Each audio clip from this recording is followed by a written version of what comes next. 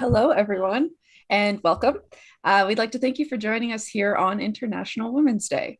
As we celebrate the achievements and excellency of women, it is equally important to recognize gender biases and how to break them down, especially within STEM. The International Women's Day theme this year is #BreakTheBias. Today, gender stereotypes are being challenged as female representation continues to grow in various male-dominated sectors. However, representation is only one small part of the equation towards achieving gender equity. There's a continuing need worldwide for more progressive and inclusive practices to be incorporated in daily life. So my name is Julia Paglia. I'm in my final year of computer engineering, and I'll be moderating today's panel. So I guess to start off, I can pass it off to our amazing panelists, and each of you can introduce yourselves. You can start with Daphne. Okay, I go first. So first of all, I'd like to say thank you for the opportunity and being connected with all these amazing women. And thank you all for being here with us. So my name is Daphne. I am a third year PhD student here at Lassonde. I was born and raised in Brazil, where I started my studies in mechanical engineering. I am graduated in mechanical engineering, made my master's in mechanical engineering, and worked for a while back home. And then I moved to Canada to pursue my studies and do my PhD. Awesome. Alexis, you're up next. Hello, everyone. My name is Alexis Dunphy. I am an engineering project manager at KPM Power. We are a clean tech startup that does battery management systems. I am also the chapter leader for Women of Renewable Industries and Sustainable Energy for Ontario. Awesome. And last but not least, Lilian. Hi, everybody. Happy International Women's Day. Very excited to be around some badass women and engineers. I am a global process and project manager at Google within our Google Finance department. And my career has been very long. Maybe I'm the oldest person here. And I'm a chemical engineer by background. So did my undergrad at University of Michigan in chemical engineering, worked for a while, did my master's in chemical engineering, University of Pittsburgh, worked a while, did my MBA, and then have been working for a long time after that as well. So happy to talk about all of those experiences. And also, I grew up in Brazil. I'm not Brazilian, but I grew up in Brazil as well.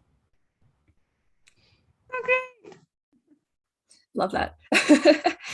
Okay, well, thank you all. Thank you all for being here, first of all. But I guess we can now kick off with the questions. So when did you first become actively involved in engineering and STEM? Was there sort of a pivotal moment that made you want to pursue this as a career, or have you known your entire life? And anyone can jump in and answer. So for me, engineering was something that was always with me. I already talked myself, like being asked, when did I decide for engineering? And I don't know, it was for me, it was an easy choice. I remember from my childhood, my dream toy was one of those cars that you control by a control remoted car. I really wanted, not by playing with it that much. I would play with it, but at some point, I'm pretty sure I would just disassemble it to see how it works. And I probably do not understand how it works, but I really wanted. So knowing how things works was always something big for me. I was curious about it. So when it was time to choose something, engineering, especially mechanical engineering, was things yeah, this makes a lot of sense for me. So that was my moment. I don't think I had any special thing. It was something more natural. So for me, my introduction to engineering was through my family. So my uncles and aunts and everybody, a lot of people in my family have careers in STEM. So in various different fields. My uncle is a PhD chemical engineer. My other uncles also did engineering, architecture, a lot of people in medicine. So it was kind of a thing. And I think the most important thing was that my mom, who's not an engineer, my mom was a nurse. But my mom always said, she's like, oh, you would be a really great engineer. And she told me this as a very young girl. And in my mind, I was like, would you want me to work on a train? Because that was the only thing I knew about an engineer doing, right? Was it somebody that was like running a train? But my mom was like, no, she's like, if you do engineering, you can do whatever you want. And then so that motivated me. And then the other thing too was when I was like growing up, right? Of course, and Claudia can attest to this. We loved famous people. We loved people that were, like Beyonce's and everything in the world. And my mom was like, well, if you want to be like that, go do engineering because they make a lot of money. So that's part of the reason why I'm here, but also because we do pretty cool things as engineers. All right, for myself, I don't know if I was drawn to engineering first so much as seeing it as admittedly a tool to do what I wanted. There was definitely aspects of engineering. For me, my dad always had me using age appropriate, I'm putting that in quotation marks, power tools from a very young age, because I have an older brother, but my older brother has the softest hands to this day and just never wanted to do manual labor. So I was one of the 4 kids who actually wanted to do that. So he always gave me tools. He started a robotics club because he was a math teacher. But then I went into sciences thinking I was going to do naturalist or something similar because my passion has always been environmentalism. And then I started looking at the statistics for what being a naturalist with a world that's on fire was going to look at like. And I realized I didn't want to be one of the people who was looking at the problem. I wanted to be one of the people who was finding solutions. And for me, engineering was a way to make an impact towards environmentalism instead of just cataloging. That's actually a really good answer. Wow. So I guess on that note, what have you enjoyed most about being a woman in STEM? And this can be through your studies or through working like you are right now.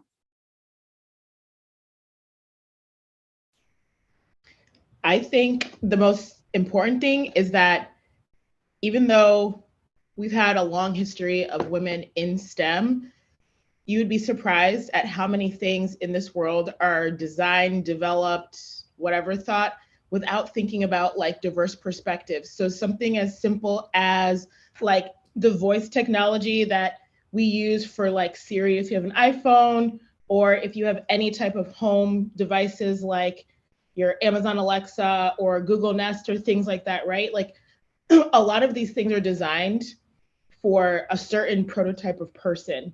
I spent a lot of my career in manufacturing and ran manufacturing plants in many places. And even like the safety standards here in the US, right? So OSHA, which governs like safety and health standards in manufacturing, like all those standards are set for like a middle-aged, average-sized white man, right? So the power of being a woman in STEM is that all of a sudden you bring that perspective. And many times why these things were developed in a certain way is because like we just were not in the room, right?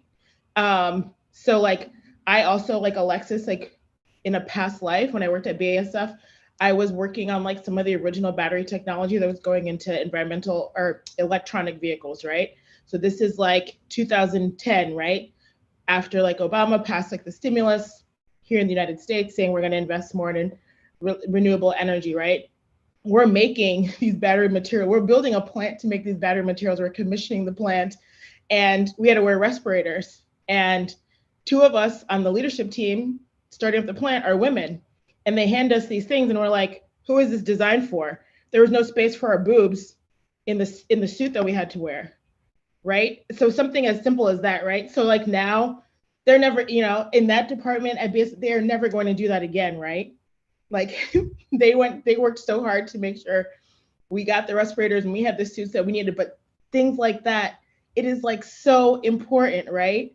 And just think about things that you use in your daily life and think about things that are even way more complex, that if we don't have like our voices in the room, like it's like detrimental to the success of that product or that thing that you're doing.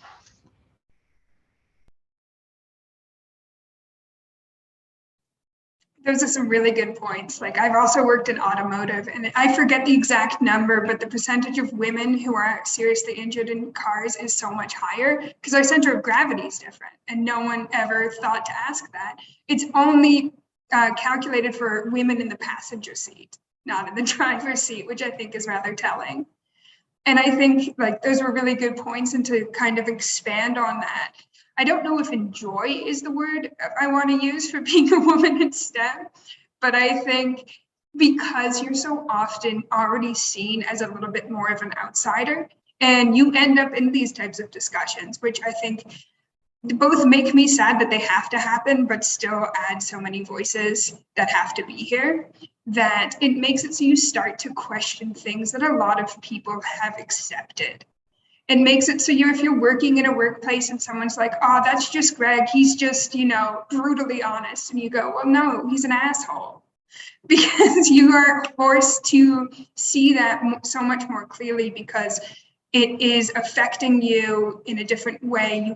You have coming in with that perspective that I am probably going to be an outsider and I have to be a little bit more aware of my surrounding, which isn't something I would say I enjoy, but it also makes me more comfortable having to push that conversation because I'm already my foot in that door. Yeah, I absolutely agree with both of you. I think it's a common feeling that like we see that the world around us, it's not sweet, not made for us. One of my realizations for it is that I really like to hiking, and I had like a backpack that's such a simple thing, that's a backpack, but when you're doing hiking, you have far more weight on it. And I went to check some of them, and they're showing like the really nice branded ones and fancy things, and none of them were really comfortable, and I was not knowing why. I just didn't feel comfortable in that. And then there was one that's not such a branded, but was a female model, and they just think that, we have boobs, we cannot put things here, and even for the hips, and it's so much more comfortable. And a woman designed that. No one's going to convince me from anything different from that. So like we bring this full new perspective, and we add out this huge amount of new users for product just by thinking as a woman. I have one other really critical thing to add. And Daphne, thank you for making me remember this. But, and again, this is probably going to be US centric, but thinking about here, like we've had recent statistics come out about the increase in maternal deaths here in the United States, right? And maternal morbidity, right? So like women having like worse factors either during labor or after labor for delivering their children, right? And the reason, and it's more chronic, right, for marginalized populations like women of color and women of the otherly abled and women who identify as LGBTQ plus, right? And a huge reason why we have those differences in experiences, and a huge reason why we're seeing that is because the research and the medical practices in obstetrics and gynecology in this country were researched and developed by men, right? So when you go get your like annual exam and they're like, and you go through everything, all of those tools were developed by men, right? All of those perspectives are coming from men. And I know a lot of that's being questioned right now, but we need women and we need people of other perspectives to be doing research, right? And Daphne, you know this firsthand because you're a PhD student right now. Like your research projects, the papers that you publish, the presentations that you put forth, the collaborations that you start, that is what pushes the field forward in a way that's more inclusive. So if we aren't there, that's not going to happen, right? And we'll continue seeing detrimental news articles like this where we should not be having women dying from childbirth, right? We should not be having women suffering from really common things, right? Because you think about it, if men were having babies, we'd never have these problems, right? For sure. All of you are bringing up some like very real points, I'd say. So I guess what does STEM, what does the field of STEM mean to each and every one of you? I know you touched on it a little bit in all of your answers already, but explicitly, what does it mean to you?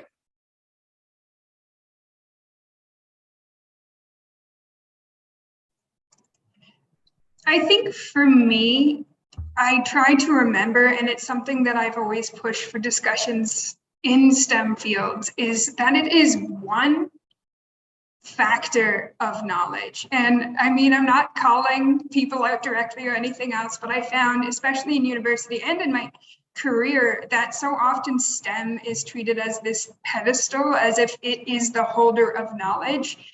And meanwhile, I have a lot of friends who are musicians and artists, and I'm also a member of the LGBTQ community. So having even those small facets of other input has helped to inform my career and what I choose to work on. And I find that STEM, though obviously an important pillar, is also only one cog in the machine, or one wealth of knowledge. And what I'd really like to see from STEM moving forward is starting to get ideas outside of the core groups.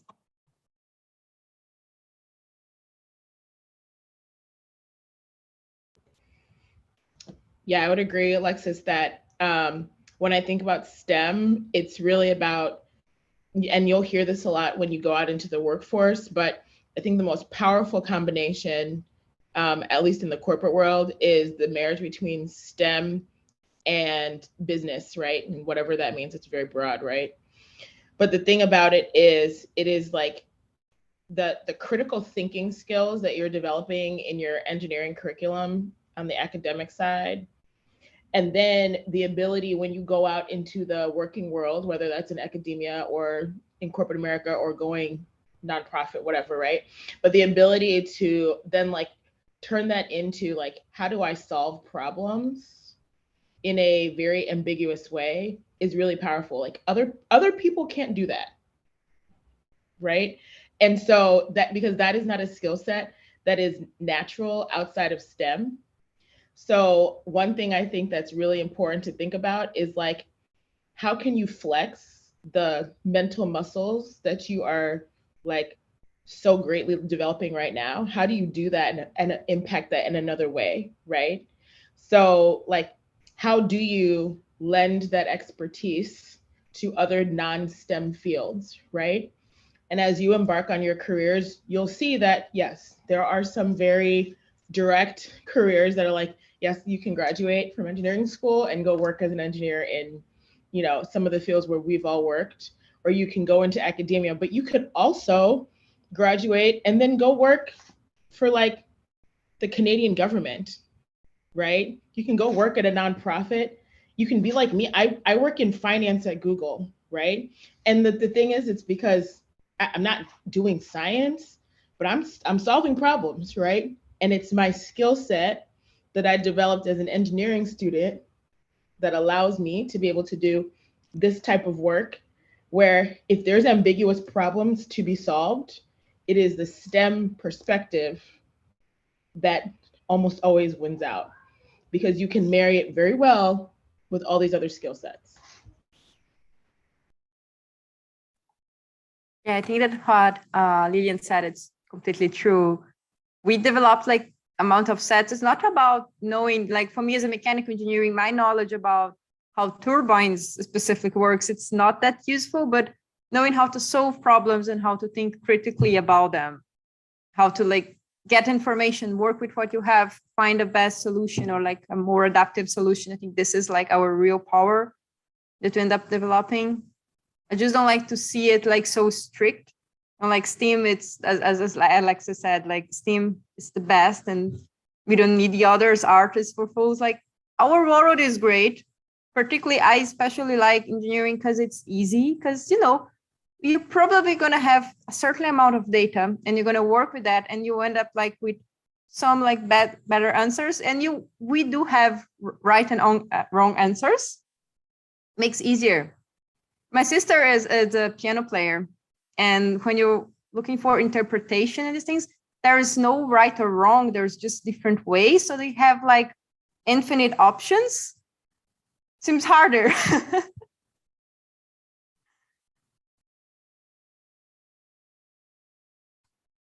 I think you're the first person I've ever heard call engineering easy.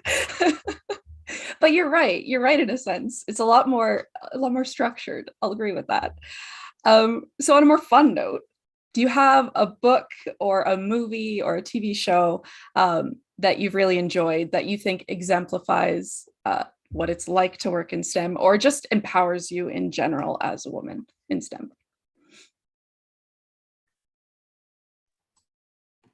When I was in my teenage years, I had the pleasure to read Marie Curie biography. I don't know if you know her, but she is for me like the woman. I every morning I say like, oh, I don't feel like working. I should make that woman proud. For the ones that are not like familiar, Marie Curie, she is a Polish woman. She studied in French after, and until today, she's the only person in the world that has 2 Nobel Prizes in distinct areas. She has 1 Nobel Prize in physics and 1 Nobel Prize in chemistry. No one else achieved this. And especially like on her time, there was absolutely even less women in STEAM fields. So she was really inspiration for me, knowing that like where she came from, she didn't have like money enough to study.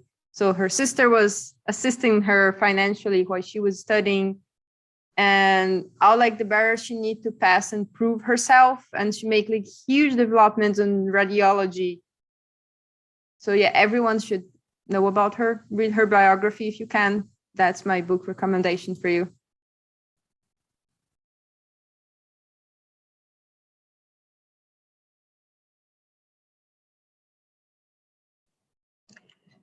I think for me, what I've been really trying to do lately is to always try to get more voices that I listen to, especially as I am leading a women's professional organization. And I am well aware of the fact that feminist organizations tend to be overwhelmingly white, and I am overwhelmingly white. And so I have to always be aware that how I view diversity and inclusion is one small sliver of what it is, and also something that is going to change very rapidly. I'm 30 and I have friends who are 24, 25, and from my experience being in the LGBT plus community is vastly different from their experience. And it's part of me always wants to say, well, I had it harder. I didn't even know what bisexual was. But then I have to be aware of that's the same voice I'm hearing from women who are older than me in these types of organizations to say, it's so much easier for you now. And just because I see a different problem than they do, doesn't mean that they're not experiencing discrimination and they're not fighting the same fight. And for me, something that I'm trying lately to be very cognizant of is reading and listening to voices that are different from my own. So I have to constantly relearn what diversity and gender and equity means, because it is a constantly changing tapestry of problems that I have to be aware of. If I have this voice, I'm allowed to be in places like this. I am a chapter leader for an organization, and I can't just ever think that I know an answer.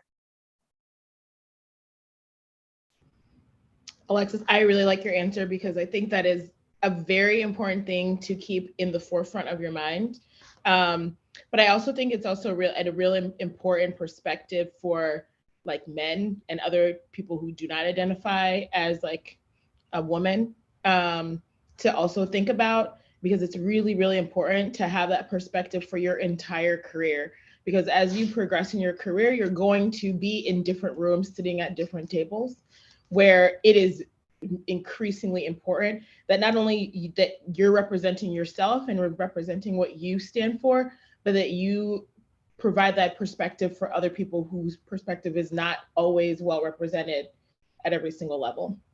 So for me, one of the books for me that really resonated was Elaine Welteroth's More Than Enough. So I read that a couple years ago, and Elaine Welteroth was the first Black editor-in-chief for Teen Vogue. And really, like, in summary, what she talks about, I think, is something that is a really big, like, confidence issue with many of us women in STEM, right? It's like You know, especially when you're in school, you're like, I'm a badass, my GPA is awesome, this is great, I'm getting these jobs. But then the imposter syndrome starts to creep in because there's so many biases, right, that you have to grapple with as you navigate the world as a professional in whatever way that is, right? So two things. One thing about this book that I really liked is that it was a constant reminder, and it was like a whole evolution of realizing that like you are, not only are you enough, you are more than enough, right? You are more than capable, you are more than deserving, and you belong and you need to be there, right? And it doesn't matter what anything else is happening, what anyone has to say, like you deserve to be there. And that is like the prevailing mentality that you have to have. But I think the other thing that's really, really important, right, as women in STEM is starting to build like your personal board of directors, building that group of people as you progress in your career who are going to be your sounding board, your support. You know, we always talk about mentors, but as you progress and you get more senior, who are those sponsors, right? Who are the people who are going to be speaking for you, up for you when you're not in the room? Who are the people who are going to be who recognize your talent, recognize your potential, and are going to help put you in places of power and influence, right? That is very, very important. And it is not something that should feel grimy because men do this all the time. And they do it in an unapologetic way with respect to compensation, to position, to everything, right? So you got to play that game as a woman. So it's really, really important, right? So one thing that this book does, like Elaine Wiltroth, she has her team, she has her people, and she continues to build that, right? And it's not all women, and it's not all women of color, right? So you need to be able to like figure out and meet those other people who have a different perspective, even if it's really, really hard. And even if it's people who you thought, hey, I would never, ever engage with somebody like this, right? Because it's those relationships that are going to push you the furthest, right? And understanding who and what you need at different stages in your life and in your career is really, really important, right? Because at some point, your life and your career are going to converge, right? And in school and in undergrad, right, it feels very distinct, but it starts to creep in later on in life, and you have to figure out how you're going to manage that. And you should not do that by yourself, right? You should be doing that with the counsel of other people. You should be doing that with other professionals, right? You should be doing that with people from different perspectives, right? But always making sure that people understand what you want to do, what you want to accomplish, right? And like using that to like further affirm the fact that you deserve to be in the spaces that you occupy. 100% agree. And a lot of times it's like really intimidating to make that first move and make that first connection. But I think all it takes is one. And then that one person introduces you to someone else. And that's how your network kind of grows really quickly. But yeah, for sure, I'm going to be looking that one up. So what areas of engineering or STEM do you feel women are needed in the most? So if we were to break it down, what specific disciplines do you think need more women?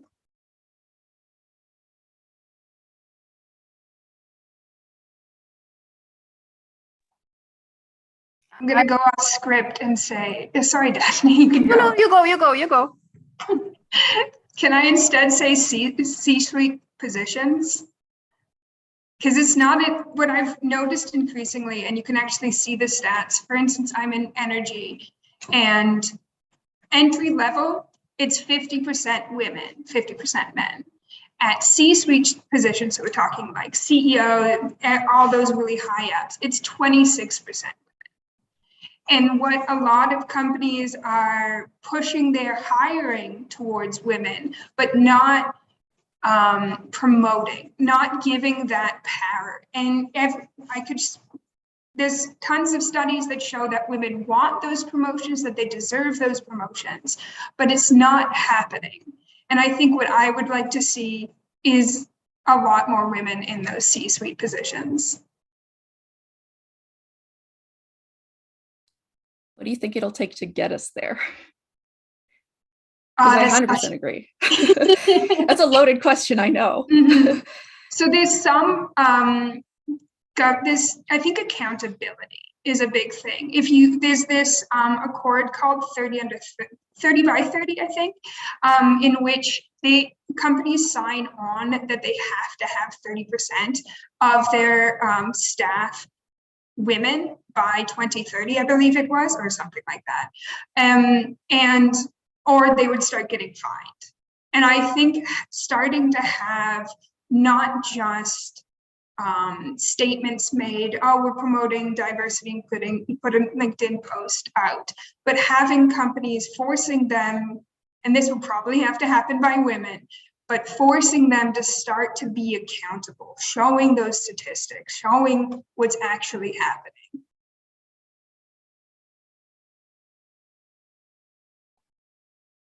I think it happens like in the same way in academia as even like we still need like more women in our areas for giving them like high school students interest in STEAM areas is one step. But even so, like by now, looking how many like colleagues I have as an undergrad, I remember there are 10 of us and it was like, whoa, that's a lot of women in mechanical engineering. Only 2 of us end up graduating. And if you go for grad school, I remember being, I think like the year that I entered, I was the only female in master's program. And even the PhD, now we have far less women. But if you think for like our professors, in my undergrad, I had a lot of professors.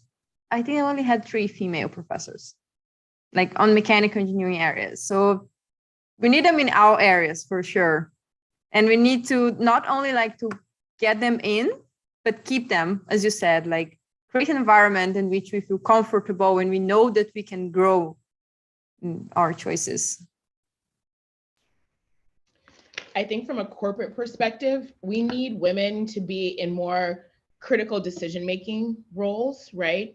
So I remember when I was in business school, one of my professors, we like, I can't remember what the course was, but we talked about how when women do ascend to positions of power in the corporate world, they're often in kind of like support operational type of roles, which those roles are very important as well, but they're not necessarily like the key decision-making roles, right? So like we need women CEOs, CFOs, right? We need women that are like driving a lot of the policy, and they're so kind of like at the center of like how these organizations are making money. And another thing that we talked about is how oftentimes when women and also people of color and other underrepresented marginalized groups do get those roles, it's often during like a time of crisis, right? Or a time of, like intense scrutiny, right? So an example is like you can, look at the coverage for Kamala Harris, right? Like our vice president right now, right? And look at that in comparison to like other vice presidents in the past, right? This is a really stressful time, and she's been put in like really like precarious position. So, is that fair, right? So I think that, and it's not on women, right, to solve this problem. It's not on marginalized groups to solve these problems, right? This is where like allyship and men as allies and intersectionality with other marginalized groups is very important, right? Because this is where sponsorship is really, really, really important, right? Because I will tell you, for me, right, in my career, my advancement overwhelmingly has been because I've had some really awesome male allies, some white men who believed in me, whose voices were more valued in some of the spaces I was in, who pushed me forward, right? And got me to have the recognition I needed to proceed in my career in whatever way that I needed or wanted to. And we need more and more of that until we're 50% in the C-suite or 50% in like academic settings or in government or whatever the case may be, so that, this is no longer a problem. And I think that's like the key, right? And in STEM, right, a lot of times because of the skill set we have, like we are the workhorses of a lot of these organizations, right? We're the ones developing the new technology. We're the ones designing the new processes. Like it was a woman who came up with women came up with the COVID vaccine that we many of us probably took in the last 2 years, right? But the glory doesn't go to those people necessarily, right? You think about like who the face of a lot of these things are, and it's not necessarily always like the STEM person. So I think we need more women in some of these other key leadership positions, which is why I think it's really important to, as you're developing that STEM mindset, to also explore these other ways that you can also advance like your mindset. So getting more on the creative side, on the more business side, on the policy side, right? And doing that in different ways, getting involved in your local like government, getting involved in your local organizations, getting involved in spaces where like we just don't have good representation of women, right? Like in education, for example, like in this country, in the United States, most of the teachers are women, but most of our leadership in education is men. Why is that, right? So bringing in people with our skill set in STEM is like revolutionary and it's a game changer, but we need more people to do that. And we need more men, specifically white men in this world, to step up and speak up and get more involved in the whole DEI discussion around the gender, racial, ethnic equity and inclusion. For sure. And that actually leads into my next question, Lilian. Maybe we can start with you. Can you share an example of an experience where gender bias played a significant role in your career? And it can be positive or negative, hopefully positive, but either works. And like how it impacted you and how it impacted your career as well. Yeah, I'll talk about like recent examples, right? So I, like 3 years ago, had my first child. So I'm a mother. And I was working in consulting. So I was at a firm, and anyone who knows anything about consulting, that lifestyle is it's a tough lifestyle, no matter who you are, because you're always on the road. And the work that we do is like super cool, but the way that you work is like not exactly ideal for every single life stage. So one of the things that I unfortunately had to deal with, which a lot of people have to deal with, and now more men are starting to deal with it too, is how do you balance that type of career that's very demanding, like consulting, with being a parent, right? And now in 2022, like most people want to be involved in their kids' lives, men included, as dads, right? So the thing is that like you get to this turning point where as industries, right, you have to start thinking about, hey, how are we going to think about how we work differently? And that's not a thing that's on you as an individual, as a woman, or as a, you know, an employee, right? Now it's on us as organizations to be like, how are we going to accept, or does it matter how people are working, right? And so I think some industries have a long way to go, right? I think there's a desire in most places that, hey, we want to be able to like accommodate different ways of working so people can like live life, right? But like in academia, for example, there's an expectation, right? Even some senior women, right, are going to say, hey, I had to go through this, so you should too, but is that the right thing to do? So this is something that many of us come up to. It comes to a head when we start our families, right? It's like, I need to make a change that is advantageous for myself and my career, that's also not going to like harm my family, right?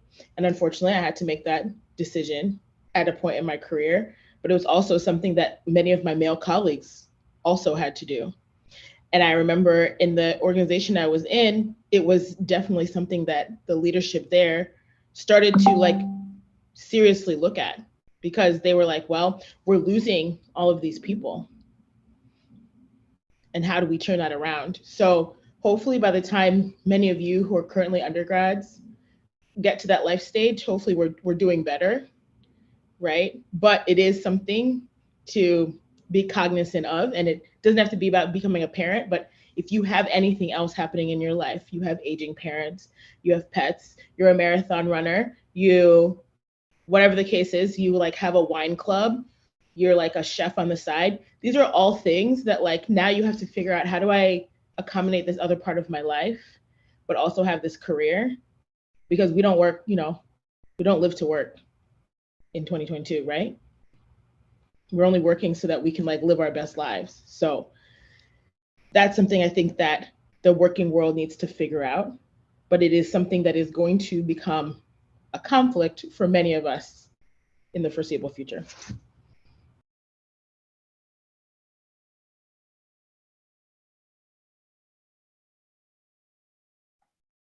So you just mentioned about like maternity, and I could see it when I was doing my master degree. I had several students, and then one of them, the guy, his wife was pregnant. He was still doing his master degree as well. And the way that like everyone was dealing with this was like, hey, congratulations, you're gonna be a daddy. And no one asked him about like how we're gonna manage to like keep doing your experimentation and everything. It was just happiness and okay. And then we had another student, she was a doctor degree student, and she got pregnant. And then all these concerns out of a sudden were there. Everyone was asking her, how are you going to manage? You're going to have a kid. You're not going to be able to finish.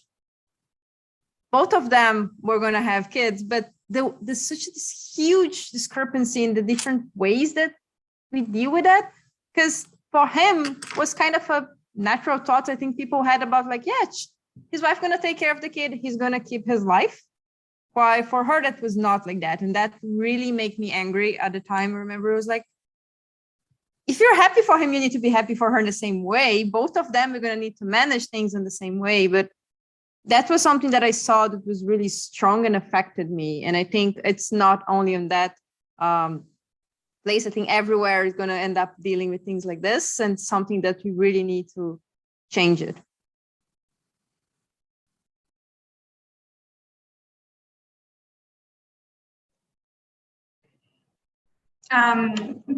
Yeah, I've definitely had some workplaces that the discussions got strange. It was a small office I worked in, and I had just this old white dude boss. And one of his favorite lines was, "What even is sexual harassment anymore?" He said to me, "Most lunches every day." And that's one of the like things that I'll say out loud on record of what he said. And to Lilian's point of just eventually, I realized how much I was taking that anger home, and then I quit. I didn't have a backup plan, but I didn't. Part of me feels guilty to this day. Should I try to change something? I've actually warned someone that I knew worked there. But I think something that we have to realize, while we are conscientiously changing this culture, and we know as women there is this, we know what other people are going through and we need to work to change those types of culture, it is also okay to take that supreme power and then leave, because that's one of the most powerful things you can say. To Lilian's point of that was when people started to notice. When people start to leave, all of a sudden we get these LinkedIn articles about the Great Resignation. Because it's once you take that absolute power you have as an employee, and just leave that place, that's when they're going to start noticing that something's wrong with their culture. It's not up to you to try to convince the old 60-year-old man that that is not remotely acceptable to say. Yeah, that's a really good point. And unfortunate that it has to come to that sometimes. But I'm glad that you did get out. And look at you now, even better than you could have been. I have a female boss. It's nice. Exactly.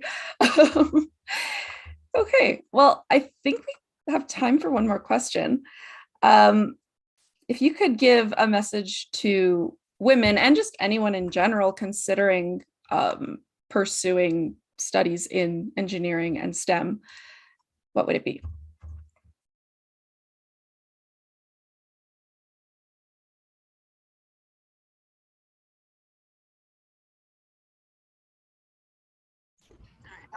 yes, you go. I talk. No, go ahead. All right. I think I would actually give 3 pieces of advice. One, know your rights. It's something that I've run into quite often, that people, sure, you take WMIS and everything else, but a lot of times people aren't aware of the protections that they have against harassment. Read your company's policies. For instance, here in Ontario, Bill 168 made it so companies have to have a risk assessment of risk of harassment from all sectors, both internal and customers, and they have to have plans in place of how to mitigate it. And if the company doesn't, they're facing potentially $500,000 in fines. So know your rights, so you know what you're allowed, like what power you have. 2, learn to advocate for yourself. I'm not going to say be more assertive, because I find that's often a phrase used for women, when really that just means is to act more masculine. Instead, I think find what that advocacy looks for you. For instance, finding sponsors or mentors and having them help you push for those changes, but also knowing things like how to negotiate your salary. In fact, like the organization I'm running on Thursday, we have a salary negotiation webinar, which is open, shameless plug, but it's open to anybody. But those types of things, learning how to do that, because no one's going to advocate for you until you find those sponsors and mentors, and it takes advocating to find them. And 3, to my earlier point, know when to quit.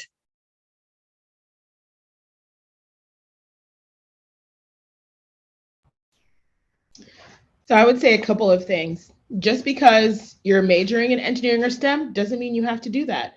I would say that the majority of people I know who I was in engineering school with many, many, many years ago are no longer engineers, myself included.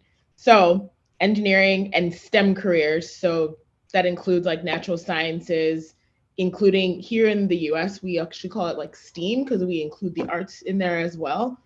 Like you go to school for those things, but you will get hired to do a million different things. So don't forget that in the back of your mind. I think the second thing is know what you want, and be completely unapologetic about asking for it, right? So Alexis, I'm so happy to hear you're hosting like a salary negotiation. Like, don't be afraid. When you're at work, have those conversations about what you want, even if it's not during like performance review time. Like, you need more money, ask for that raise. You want this bonus, ask for it. You want this position, tell people. If you don't make what you want known, it's not going to happen.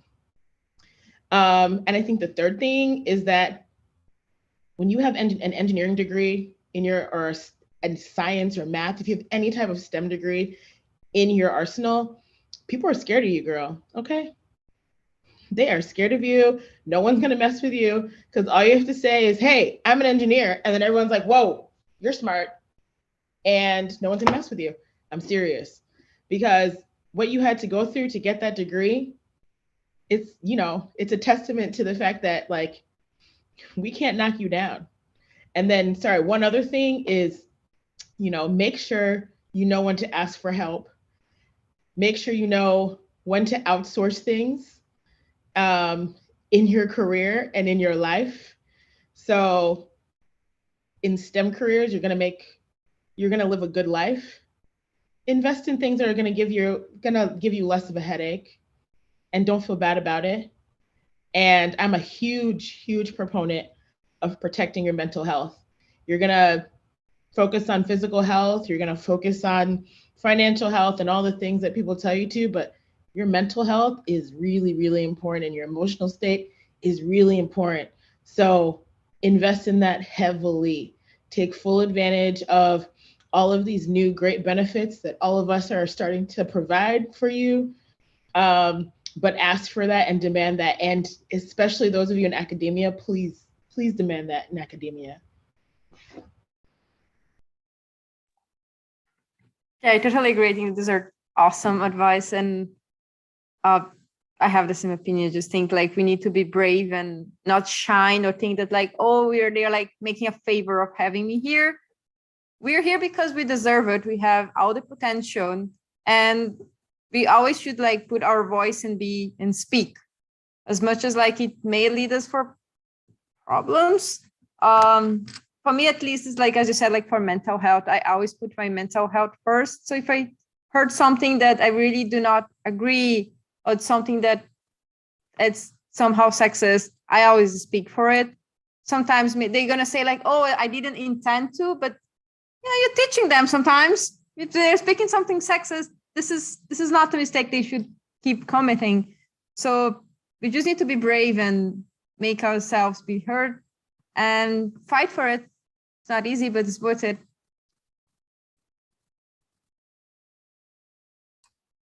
All really great pieces of advice. Honestly, wish I had that kind of advice starting out the degree instead of learning a lot of this the hard way.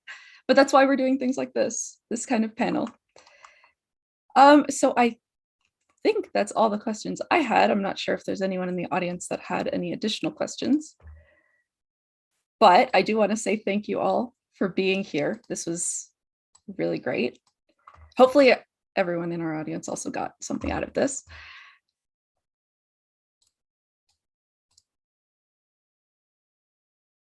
But yeah, I guess we're good to go then. Thank you again, and happy International Women's Day to everybody. Thank you. Thank you. Bye. Bye.